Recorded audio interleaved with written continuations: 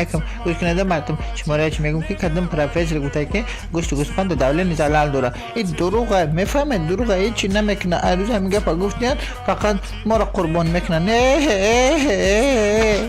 سلام علیکم خلق توجیه یک گفتنیه دارم.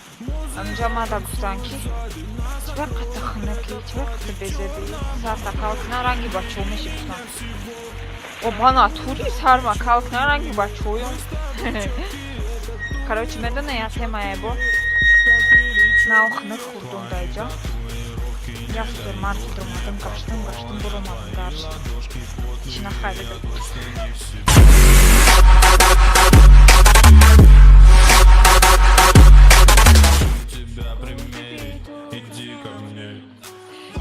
Assalomu.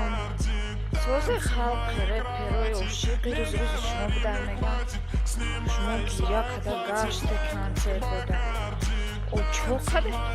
Ne şuma gira kne Nilufar Şahnoza و نصیبای اومدینم. اوایان خالی ماشینا داشتم بر رفتن رو. آشان و رستوران رفتم.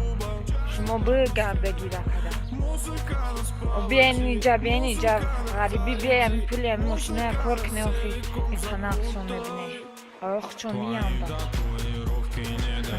Unstoppable I know that you want me to fail but no I won't I'll keep fighting